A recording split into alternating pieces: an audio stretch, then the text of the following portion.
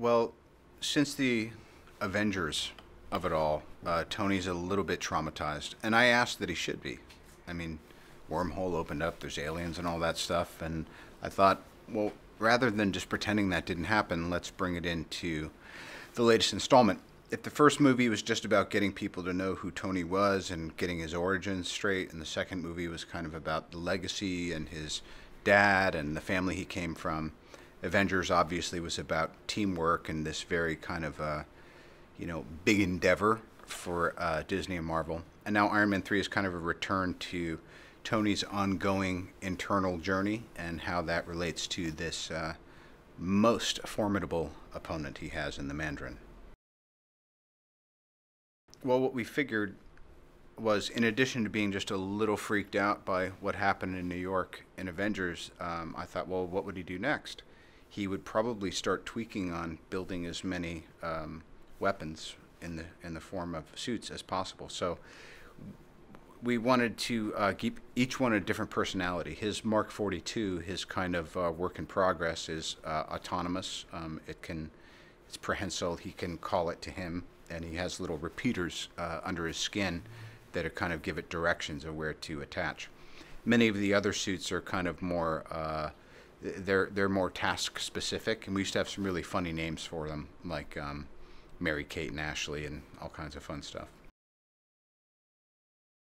Well, you never forget your first time. I like the fans who like the original Mark 1 because that's the one he builds to save his life. It's also the one he's in when he says goodbye to Yinsen. It's the one that he builds out of desperation. But I have to say there are some suits in Iron Man 3, and I'll leave it to the audiences to pick their favorites, that they're pretty awesome.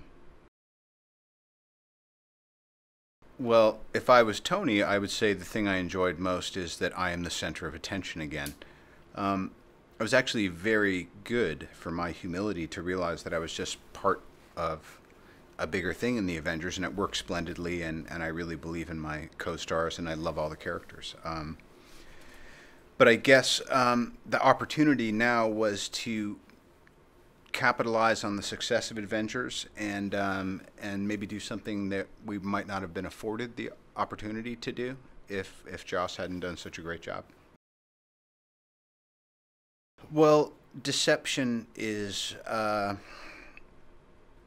useful, and what we've always enjoyed, in the first Iron Man, things wind up being easy to follow, but they also tend to change. And I think an elusive bad guy who's also kind of wearing a mask is a very cool idea. It was also probably the biggest risk we took in Iron Man 3, and Sir Ben playing the Mandarin probably has just one of the best arcs in the history of these films.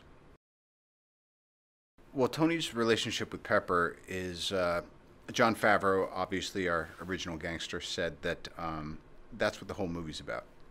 As much as it's his heart, his chess piece that makes him different than a human being, it's Pepper that makes Tony different than the kind of jerk billionaire arms manufacturer he used to be. So their relationship has gone to another level. She's moved in, and of course now they're having all the challenges that you have when you're living with somebody and you're in a committed relationship. Like giant rabbits. Yes. Shane has a very interesting sense of humor, and I think the giant rabbit has to do with everything that the guy in a relationship does that makes no sense to the woman. It's like, if you want to know what I wanted, why didn't you ask me? Because your idea of what I want is incredibly ridiculous. I think the relationship between Tony and Pepper evolves a lot over the course of the four movies if you count the Avengers. In the first movie, she's very much his girl Friday, his assistant, cleaning up his messes. And by the time we get to the third Iron Man, they're living together. They're in a very equal position. She's now the CEO of Stark Enterprises. She's really stepped into her power, both professionally and in the relationship with Tony. I think Pepper in this movie is, stronger. She's found her voice more. She's still very sweet and soft at her core, but I think she's also, a little bit tougher in this movie. I have to say, doing the action sequences in this movie were my favorite part of doing it, really. Just because it was so novel for me. I've never done stunts before. I mean, I must have done something at some point, but not like this, not sort of harnessed in and strapped up and flying in the air. And I really loved it. It was a real high point in the shooting.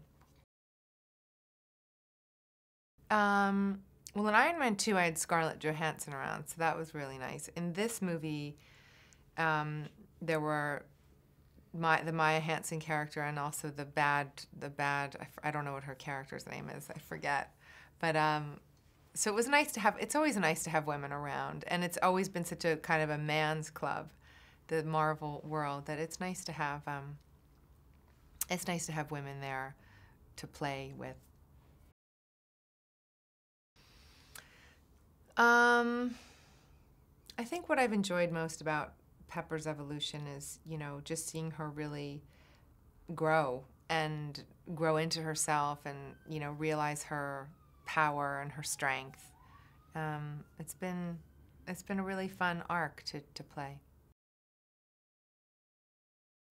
I think fans of Pepper will like this movie the best, by far, because Pepper really gets to do things that she hasn't gotten to do before, and also for the women fans, just in general, there's a lot here with Pepper and the love story between her and Tony to really enjoy. I think that Pepper, well, certainly in the Iron Man movies, she really has, the relationship is really at the heart of the films, and I think that that's why. One of the reasons that they work on such a big scale. It's great to have special effects and all of that, but I think you really care about these people and their relationship, and you've seen it also grow from a kind of sexual tension to a full-blown, really developed, deeper relationship, and it's a nice thing, it keeps bringing the movies back to a real and emotional place.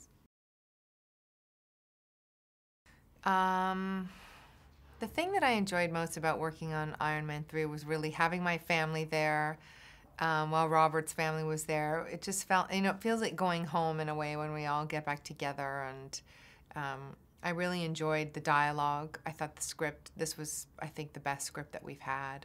So it was terrific to get to, kind of start with something so finished, because the other two movies, it was last minute, and they were, Robert was changing everything on the day, and so this was a little bit more, it felt more finished when we started, which was good. It made the job a bit easier.